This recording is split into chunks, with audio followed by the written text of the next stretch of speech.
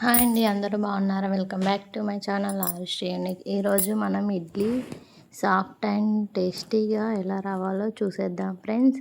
ఇడ్లీలు ఇలా చేసి చూడండి, చాలా అంటే చాలా సాఫ్ట్గా వస్తాయి. మీరు కూడా ఒకసారి ట్రై చేసి మీకు ఎలా వచ్చిందో మాకు కామెంట్ చేయండి ఫ్రెండ్స్. మా వీడియోస్ మీరు ఫస్ట్ టైం చూస్తున్నట్లయితే లైక్ చేయండి, షేర్ చేయండి, సబ్స్క్రైబ్ చేసుకోండి. Please keep supporting friends. ఇప్పుడు మనం ప్రాసెస్లోకి వెళ్ళిపోదాం. మనం 1 కప్పు మినప్పప్పుకి ఒక బౌల్లో వేసుకోవాలి. నెక్స్ట్ ఒక కప్పుకి 3 కప్స్ వరకు ఇడ్లీ రవ్వ అయితే ఒక బౌల్లోకి తీసుకోవాలి. ఒక కప్పుకి 3 కప్పులు అయితే పర్ఫెక్ట్గా సరిపోతుంది. ఇలా తీసుకున్న తర్వాత మినపప్పు, ఇడ్లీ రవ్వ అన్నింటినీ 2-3 టైమ్స్ కడిగి వాటర్ తేటగా వచ్చే వరకు కడిగి పక్కన పెట్టుకోవాలి. ఇలా క్యాప్ పెట్టుకొని నెక్స్ట్ ఇడ్లీ రవ్వ కూడా అలాగే కడిగి క్యాప్ పెట్టుకొని పక్కన పెట్టుకోవాలి. వీటన్నింటినీ ఒక 6 to 5 అవర్స్ అయితే నానబెట్టుకుంటే సరిపోతుంది. ఇలా ఒకసారి చేసి చూడండి. ఇడ్లీలు చాలా సాఫ్ట్గా అండ్ టేస్టీగా ఉంటాయి. చూడండి, 6 అవర్స్ తర్వాత మళ్ళీ ఒకసారి మినపప్పుని కడిగి మిక్సీకి వేసి పట్టుకోవాలి. ఇందులోకి 2-3 టేబుల్ స్పూన్ల వరకు అటుకులు కూడా వేసుకోవాలి. అప్పుడే ఇడ్లీలు సాఫ్ట్గా వస్తాయి. ఇలా వేసుకొని మొత్తాన్ని మిక్సీ పట్టుకోవాలి. చూడండి, ఇలా సాఫ్ట్గా ఉండాలి పిండి, బరకలుగా లేకుండా. ఇప్పుడు ఈ మినపప్పుని మిక్సీ చేసుకున్నాం కదా, అది ఒక బౌల్లోకి వేసుకోవాలి. ఇలా వేసుకున్న తర్వాత ఇడ్లీ రవ్వని కూడా వాటర్ లేకుండా గట్టిగా ఇలా అనుకుంటూ మనం మిక్సీ చేసిన మినపప్పు దాంట్లో వేసుకోవాలి. వాటర్ లేకుండా వేసుకోవాలి. అప్పుడే మనకి పిండి బాగా పులిసి ఇడ్లీలు మంచిగా వస్తాయి. ఇలా చేయడం వల్ల ఇడ్లీలు అయితే చాలా అంటే చాలా బాగా వస్తాయి. ఇలా అంతా వేసుకున్న తర్వాత మినపప్పు, ఇడ్లీ రవ్వ అంతా పర్ఫెక్ట్గా కలిసేలాగా కలుపుకోవాలి. ఇలా మొత్తం పిండిని అంతా పర్ఫెక్ట్గా కలిసేలాగా కలుపుకొని పిండిని కూడా ఓవర్ నైట్ మనం పక్కన పెట్టుకోవాలి. అప్పుడే పిండి మనకి మంచిగా ఫర్మెంటేషన్ అవుతుంది. నెక్స్ట్ డే మార్నింగ్ చూపిస్తున్నాను చూడండి, పిండి ఎంత మంచిగా అయిందో.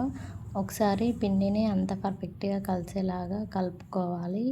ఇలా కలుపుకున్న తర్వాత మనకి సరిపడే అంత పిండిని ఒక బౌల్లో అయితే తీసుకొని అందులో కొంచెం సాల్ట్, ఇడ్లీ చేసేటప్పుడు అందులోకి క్యారెట్ తురుము, బీట్రూట్ తురుము కూడా యాడ్ చేసుకోవచ్చు. పిల్లలు బయట ఇష్టంగా తినలేనప్పుడు ఇందులో వేస్తే చాలా ఇష్టంగా తింటారు. ఇలా వేసుకొని అంతా కలిపి పక్కన పెట్టుకోవాలి. నెక్స్ట్ ఇడ్లీ పాత్రలకి ఆయిల్ అప్లై చేసుకోవాలి. ఇలా అప్లై చేసుకున్న తర్వాత బ్యాటర్ మొత్తాన్ని ఒక్కొక్క దాంట్లో ఇలా వేసుకోవాలి.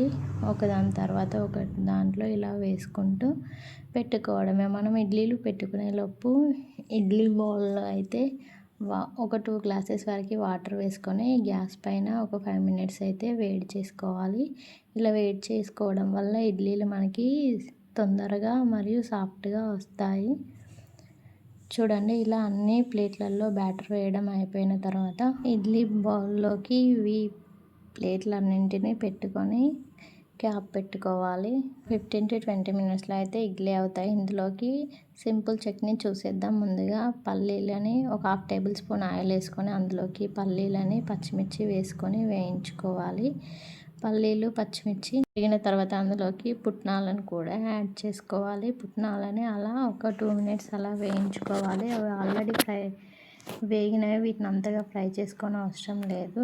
ఇలా వేగాక అన్నింటిని పక్కన పెట్టుకొని చల్లార్చుకోవాలి. పల్లీలు, పప్పు చల్లారిన తర్వాత మిక్సీ జార్ తీసుకొని అందులోకి 4-5 వెల్లుల్లి రెబ్బలు, ఒక రెమ్మ చింతపండు, వీటన్నింటిని వేసుకొని సాల్ట్ కూడా వేసుకొని జీలకర్ర కూడా 1/2 టేబుల్ స్పూన్ వరకు వేసుకోవాలి. అన్నింటినీ మిక్సీ పట్టుకోవాలి వాటర్ వేస్తూ మనకు కావాల్సిన కన్సిస్టెన్సీలో. చూడండి, మనకి చట్నీ అయితే రెడీ అయిపోయింది. పోపు కూడా వేయనవసరం లేదు, చాలా బాగుంటుంది.